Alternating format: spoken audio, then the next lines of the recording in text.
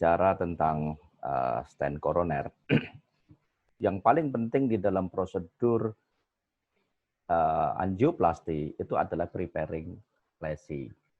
Jadi stent itu sebetulnya sebagai penjaga recoil atau patensi dari pembuluh darah. Tetapi kalau preparingnya tidak bagus ya hasilnya tidak akan baik.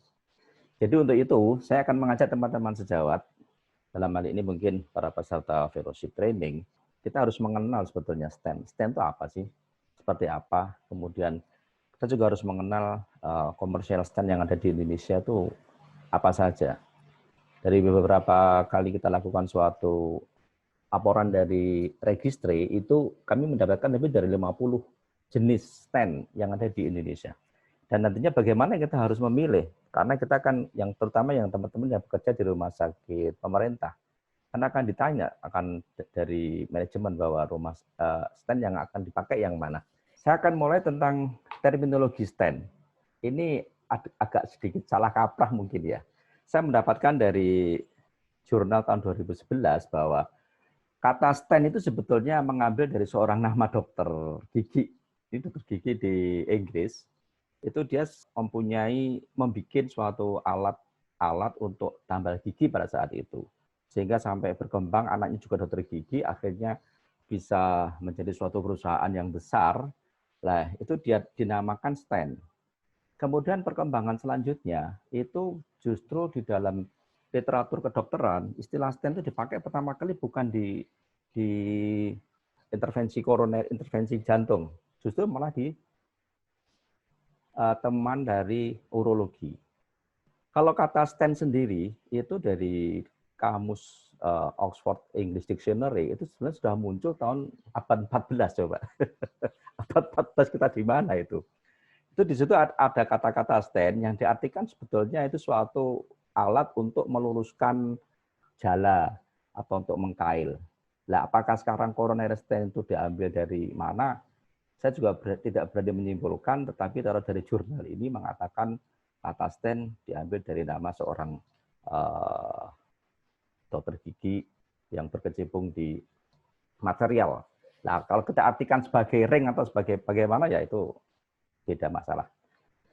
Kita masuk kepada materi tentang coronary stent. Ini sebetulnya kalau kita akan mengenal stent itu apa sih? Itu kita akan melihat di dalam stent itu ada 3 komponen ya.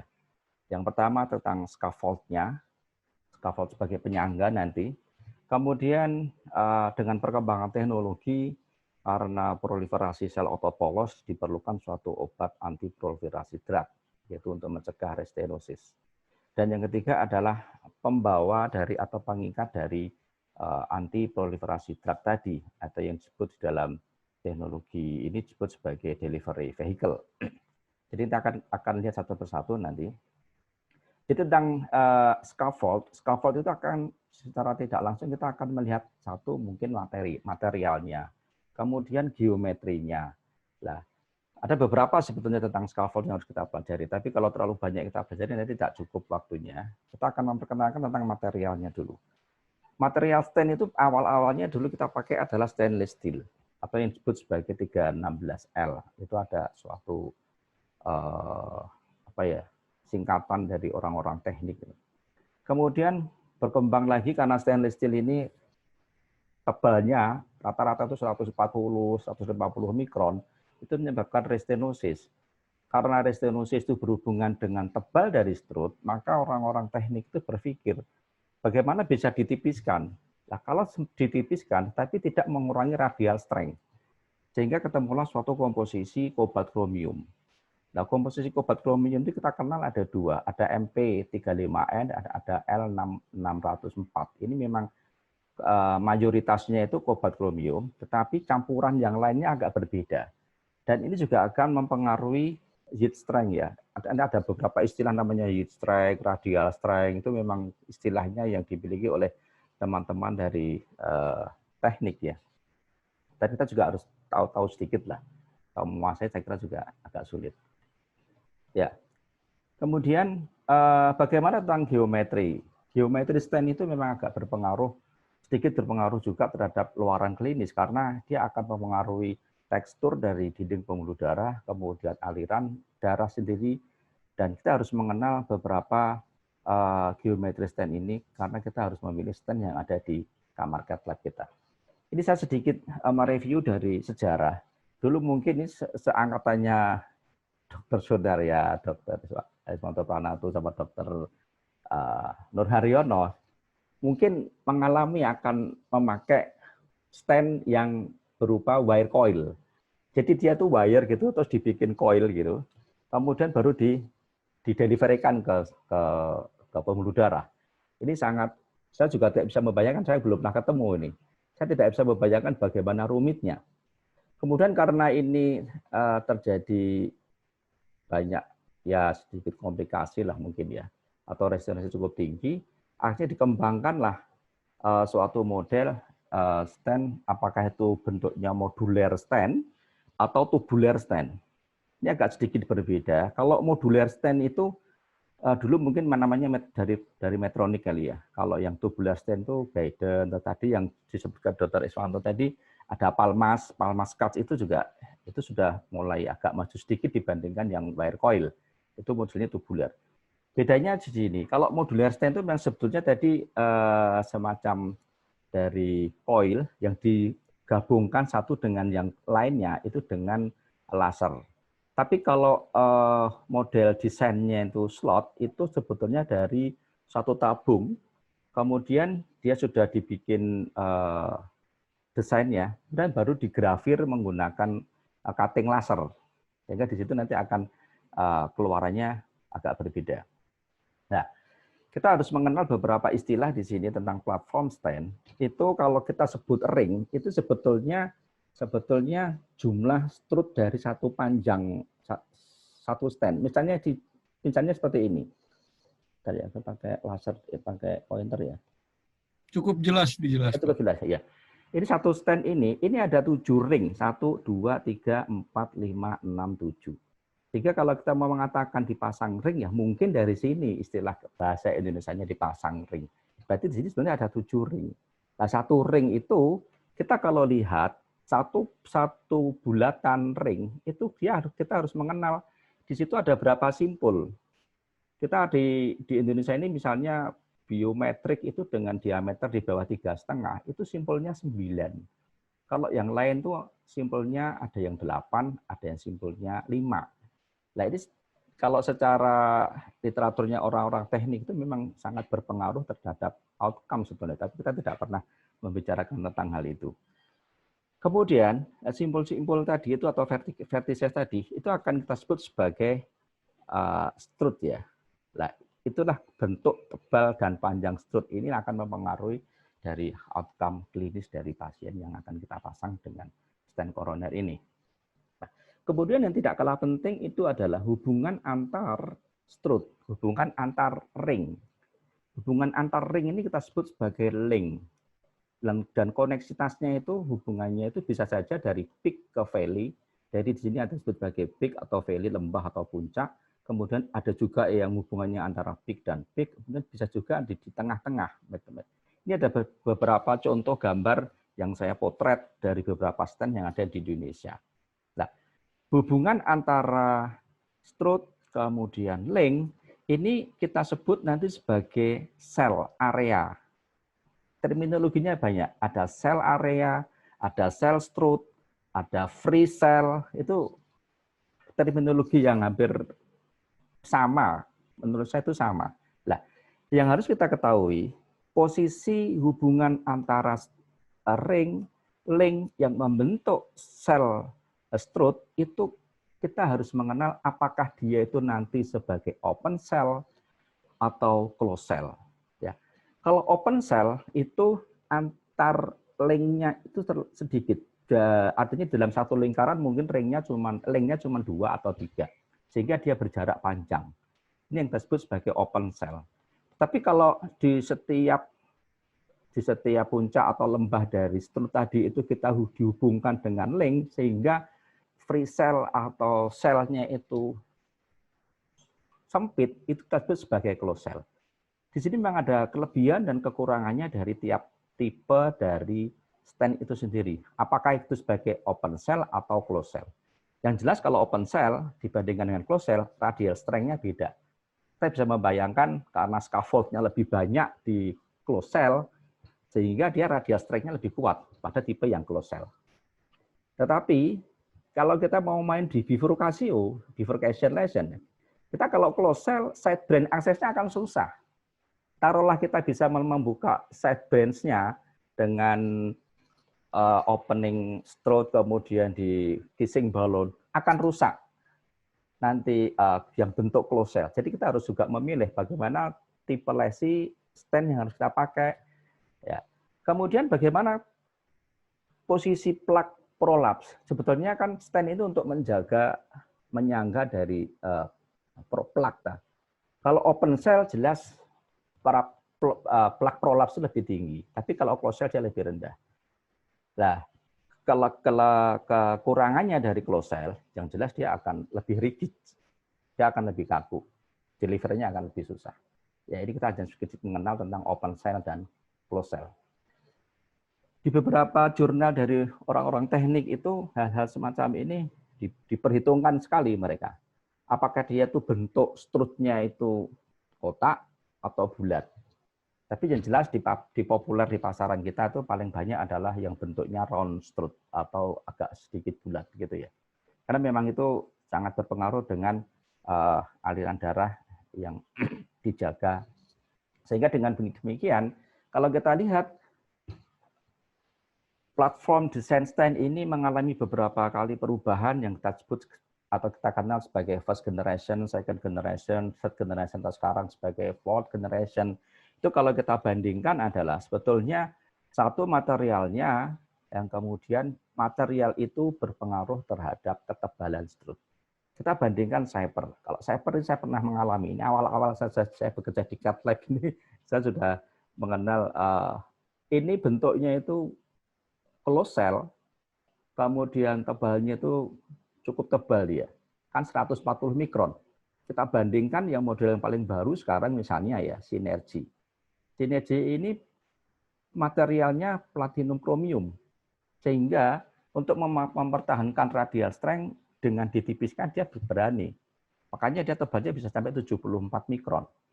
Ya kalau di pasaran kita mungkin di antara kita di rumah sakit pemerintah kebanyakan kita masih memakai second atau third generation dengan ketebalan sekitar 80 mikron. Nah ini kita masih bermain di cobalt alloys atau cobalt chromium dan mungkin ada sedikit perbedaan komposisinya sehingga terjadi perbedaan ketebalan. Yang tidak lupa adalah di dalam melihat suatu properti stent, ini seperti yang disampaikan Dr. Amir tadi, kalau dari balon itu bentuk ujung balon. Kalau untuk stent, kita harus memperhatikan ini, overhang-nya itu berapa mili. Overhang itu maksudnya, kadang-kadang kita melihat atau memasang stent itu di ostial atau di mau bifurcation stenting atau ostial stenting. Ini sangat penting sekali kita melihat overhang-nya ini. Kenapa? Karena batas marker yang diberikan oleh wire balon dan stent itu ada jaraknya. Jaraknya berapa mili. Kalau semakin lebar, itu nanti akan semakin mempengaruhi damage pada pembuluh darah yang akan kita pasang stent. Nah ini juga harus diperhatikan. Jangan sampai kita hanya melihat anatominya saja, tapi kita harus melihat properti dari stentnya ini sendiri. Nah, ini satu contoh 4 stent. Ini saya lakukan potret sendiri, sehingga saya ngambil stent Ultimaster, Promus Element, kemudian Biometrik dan Create. Sama-sama diameternya 275. Kemudian saya inflate, saya lihat di mikroskop, itu ternyata punyanya Ultimaster, dia punya 8 simpul di dalam satu putaran ring tadi. Kemudian dia dihubungkan oleh 2 link. Kita lihat bentuknya untuk Ultimaster dan Promus Elementnya hampir sama sebetulnya. Sama-sama 8 simpul dan 2 link. Yang beda di biometrik, itu sama-sama diameternya 275, dia memakai 9 simpul, sehingga lebih banyak sedikit. Dan lengnya juga ada 3. Nah, dari literatur yang ditulis di beberapa jurnalnya orang-orang teknik, ini sudut yang dibentuk oleh strut ini mempengaruhi aliran. Sehingga itu juga bisa mempengaruhi kemungkinan terjadinya restenosis maupun trombosis. Nah, yang perlu kita kenal lagi adalah, ini saya contoh saja, ini CRIEC. Ini CRIEC ini adalah suatu model yang 5, ada di satu putaran itu ada 5 simpul dan 5 link, sehingga kita sebut sebagai closed cell. Kita jadi harus mengenal betul properti dari stent itu sendiri. Nah, pertanyaannya mesti akan begini, sebetulnya stent yang ideal itu yang seperti apa? Kembali ke klinis. Kita memasang stent mau di mana? Tipe lesinya mau seperti apa? Kemudian properti yang akan kita pakai yang seperti apa? Sehingga kita akan memilih bahannya, tebalnya, kemudian tipenya tadi. Seperti contoh semacam ini. Kita akan melakukan suatu angioplasti atau intervensi koroner perkutan dengan stent, di mana kita harus mengalahkan suatu daerah yang tortius misalnya. Nah, kalau sangat tortius, ya kita jangan milih model stent yang closed cell. Anda akan kesulitan masuk. Kita harus milih yang open cell, ya kan? Atau mungkin kita akan side brain access. Kita memasang pada bifurcation lesi, taruhlah kita memakai teknik profesional stenting. Kalau profesional stenting, tetap strut di ostial side brain kan harus kita buka. Setelah nanti habis itu kita pot. Nah, kita kalau memakai atau memilih stent yang tipenya closed cell, kita bisa bayangkan pasti rusak di opposite dari ostium side brain itu. Kalau pada saat kita lakukan kissing balon, itu side brain-nya dia akan ketarik dan tekstur dari geometrinya dia akan rusak. Meskipun nanti dilakukan pot, nah itu geometrinya rusak, sudah. Nanti akan restenosinya akan tinggi. Jadi kita akan memilih stent yang ideal itu yang kita kembali kepada klinis anatomi, mana yang harus kita pilih jenis stentnya. Itu tadi tentang scaffold. Kemudian tentang delivery vehicle ini kita kenal dulu non-biodegradable polymer. Jadi pada stent generasi pertama itu masih dipakai polyethylene covinyl acetate itu pada Cypher. Kemudian pada second generation itu fluoropolimer dan fosforiklolin. Ini sebetulnya perbedaannya adalah pada polimer pembawa antiproliferatif ini dia lebih biokompatibel. Tetapi yang jadi masalah adalah sisa dari polimer yang ada ini menyebabkan suatu respon inflamasi. Ini yang menjadi pertanyaan sejak dulu adanya drug-eluting stent. Drug-eluting stent bisa menurunkan restenosis karena zat antiproliferasinya, tetapi polimernya ini yang menjadi masalah karena dia menyebabkan respon inflamasi. Kemudian berkembang teknologinya. Berkembang dia polimernya bagaimana bisa tidak harus ada terus di sana. Dibikinlah suatu biodegradable polimer. Nah, ini berkembang juga. Nah, yang jadi masalah juga dari produk asam dari polimer yang didegradasi itu juga masih menyebabkan suatu respon inflamasi. Meskipun memang tidak seberat yang non-degradable. Atau yang biodegradable ini masih menyebabkan masalah karena adanya produksi dari asam sehingga dia menyebabkan suatu respon inflamasi. Meskipun tidak terlalu seberat dari yang produk yang pertama. Kemudian berkembang lagi menjadi polymer free dari drug-eluting stent yang tidak polymer free. Bagaimana caranya? Ada beberapa teknologi yang dipakai di sini. Itu ditaruh di dalam stent, kemudian dia akan dirilis pelan-pelan lewat beberapa lubang yang dibikin. Atau mungkin biodegradable polymer dots-nya ini abdominal surface saja di dalam bagian yang menempel seperti punyanya sinergi itu.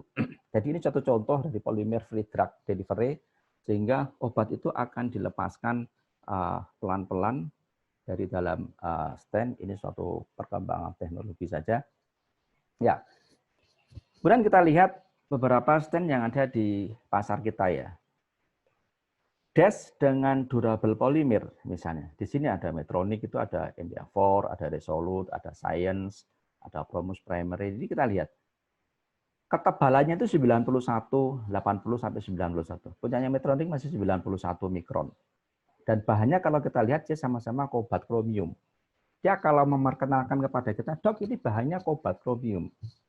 Tapi kita harus melihat kobalt kromium yang mana kan gitu. Yang MP35N atau yang L605. Yang L600 itu ada yang 605, ada yang 604. Karena memang komposisinya berbeda. Kemudian, bahan atau platform metal itu akan memengaruhi ketebalan. Nah, yang tidak lupa kita harus melihat adalah polimernya itu tebalnya seberapa. Ini adalah contoh-contoh yang durable polymer. Kemudian contoh yang biodegradable polymer. Atau bahkan mungkin yang tanpa polimer. Itu kita bisa lihat seperti ini. Ada biometric flex, ada biofreedom. Ini polimer dan thickness-nya, untuk ketebalan stand-nya sendiri, scaffold-nya masih cukup tebal ini untuk punyanya biometric. Karena dia masih pakai stainless steel. Biofreedom juga begitu, masih pakai stainless steel. Tapi polimernya untuk biofreedom dia tanpa polimer. Nah, ini harus kita bisa mempertimbangkan mana yang mana. Taruhlah punya yang paling bagus, punyanya Orsio. Mungkin harganya cukup tinggi di pasaran kita. Kita lihat ketebalannya bisa 61 mikron. Karena memang dia kobalt kromiumnya, susunannya itu bisa sampai tipis sehingga tetap menjaga radial strength-nya dia. Ya. Kemudian untuk kita bandingkan dengan Nobori. Nobori itu platinum kromium. Dia kemampuannya menipiskan bahan itu baru sampai 74, masih kalah sebetulnya dengan Orsiro.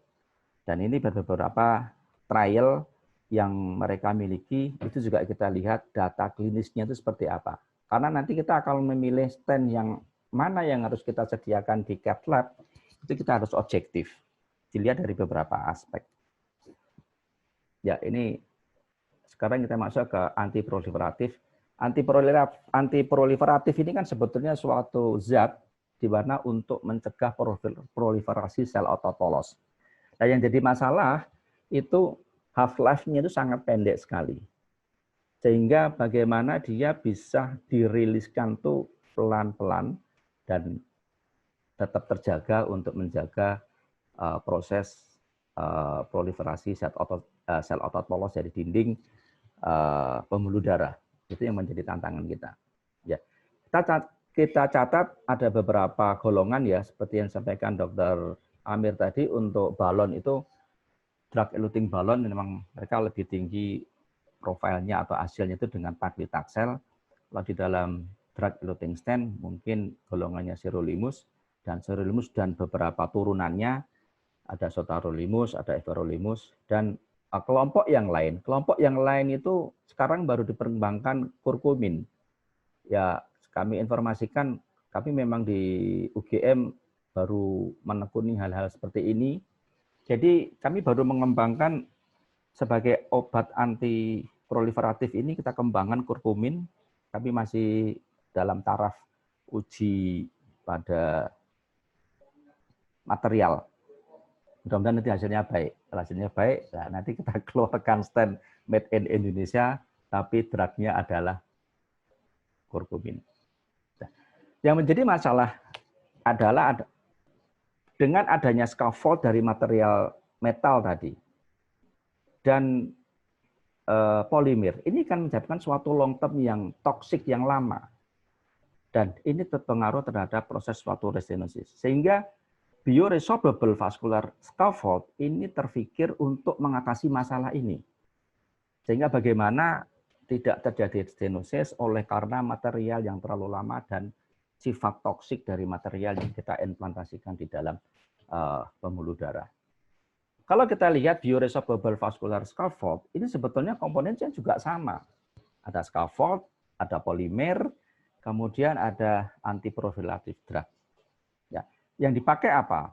Itu bisa saja polimer, itu bisa saja scaffoldnya itu bisa saja dari polimer, bisa saja dari suatu metal magnesium misalnya. Dan ini dia akan di metabolisme nanti memang menjadikan pirufat, kemudian masuk siklus Krebs, kemudian menjadi karbon dioksida dan air. Dia akan lisis, makanya akan pelan-pelan. Tapi kalau yang dari magnesium, dia nanti hasil dari metabolisme itu dia akan difagositosis oleh makrofag. Nah, yang jadi masalah adalah material untuk bioresorbable vascular scaffold ini organik metal, ini kita perlu tebal. Kenapa? Karena memang kalau dia terlalu tipis, dia nanti tidak bisa menjaga radial strength-nya.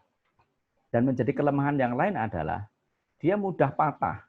Kalau kita lakukan suatu dilatasi yang terlalu tinggi dan tebalnya terlalu tebal, kemudian dia juga terlalu bulky sehingga nanti kita melakukan delivery-nya agak susah. Makanya kalau kita melakukan stenting dengan BVS itu prasyaratnya cukup banyak karena untuk menjaga properti dari stent itu sendiri. Ya, bagaimana sih sebetulnya perkembangannya kalau kita lakukan implantasi dengan bioresorbable vascular scaffold ini? Terus sudah dilakukan suatu studi di dalam 2 tahun pertama itu sebetulnya 80% dari stent stroke itu masih terlihat. Ini akan betul-betul komplit habis secara histologis maupun secara OCT itu hampir 4 tahun sebenarnya. Tingkat rilisnya atau tingkat diabsorpsinya itu. Kalau kita lihat fungsinya, sebetulnya bioresorbable vascular scaffold ini kita bisa melihat ada 3 fase ya sebetulnya. Pertama itu memang tujuannya untuk revaskularisasi. Kemudian fase yang kedua itu tetapi memasuki fase restorasi dan fase yang ketiga baru diresorpsi. Nah, kita bisa melihat bagaimana komposisinya antara mass-nya, kemudian molecular weight-nya, itu dari setiap bulan itu bagaimana. Nah, radial support-nya itu dia akan menurun sebetulnya sekitar 6 bulan atau minimal di dalam 12 bulan. Dan kita bisa melihat dari suatu studi di dalam OCT pasca implantasi dari bioresorbable vascular scaffold ini adalah fibromuskuler neointima itu terjadi pada 3-6 bulan. Kemudian di dalam bulan ke-36 itu baru mulai terjadi complete mass loss. Jadi mungkin akan mulai lisis semua. Dan itu akan terjadi komplit sekali sekitar sampai 48 bulan, sehingga sekitar berapa itu? 4 tahun ya. Nah, ini menjadi perhatian khusus karena bagaimana kita harus menggunakan double antiplateletnya. Kan begitu. Nah, mari kita lihat yang ada di pasaran yang ada di dunia ini, saya hanya mendapatkan 4 atau 5 seperti Absorb, kemudian Desorb, kemudian Arbor, Magmaris. Nah, kita perhatikan, ketebalannya ini kan 150 mikron ini. 150 mikron, 150, bahkan Arbor ini 170. Kalau yang Magmaris ini dari magnesium ya, ininya scaffoldnya itu, ini masih 150. Jadi masih kembali seperti stent generasi pertama, stent DES generasi pertama. Stent DES generasi pertama seperti Cypher itu kan 140 mikron. Ketebalannya seperti itu. Meskipun sebetulnya itu sudah diterima oleh CE Mark. Tapi yang diterima oleh Amerika itu apa ya? CE Mark itu kan dari Eropa ya. FDA. Yang diterima oleh FDA kan baru dari Absorb.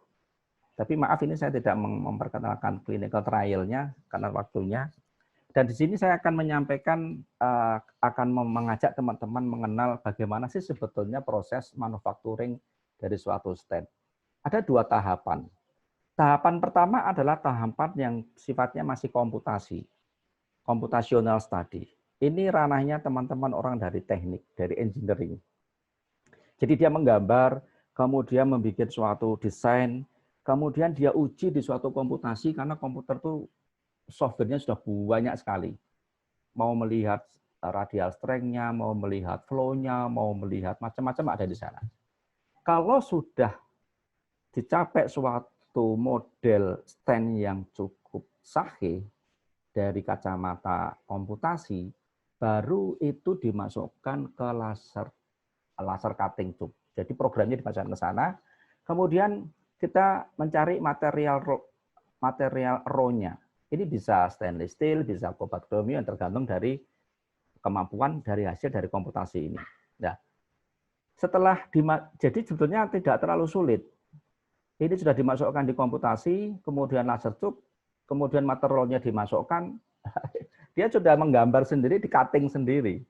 Nah, setelah cuttingan itu baru masuk beberapa tahapan seperti surface treatment, Kan waktu kemudian 3 heat menit treatment. lagi, Dokter Nahar. Ya dok, masih sedikit dok. Kemudian kadang-kadang ada tambahan. Nah di sini baru drug eluting stand-nya dimasukkan. Kemudian dilakukan cramping. Nah inilah balon tadi itu dari yang disampaikan Dr. Amir dilakukan assembly. Ini balon juga sangat berpengaruh. Baru ini siap pakai. Nah baru siap pakai ini baru masuk nanti pada fase animal study. Animal study bagus baru masuk clinical trial. Nah ini sebetulnya harus kita pahami di sini. Kalau kita bikin saya kira kita bisa lah.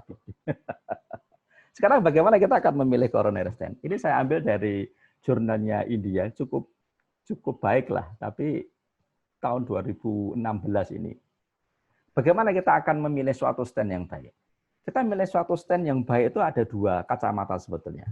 Satu, aspek dari technical ya, propertinya bagaimana. Yang kedua adalah outcome data clinical trial. Nah, dari jurnal ini cukup applicable karena dia sudah memberikan suatu scoring. Misalnya stent itu materialnya apa? Kalau stainless steel ya dia beri skor 0. Tapi kalau materinya cobalt chromium dia beri skor 1. Taruhlah dia bioabsorbable. Ininya 3. Tetapi dari bioabsorbable meskipun materialnya skornya 3, tapi ketebalannya dia 150. Dia dapat skor 0. Nah, terus desain itu seperti yang sampaikan tadi, bisa spiral, slot tube, atau hybrid. Nah, yang tidak kalah penting adalah tadi, vehikelnya tadi.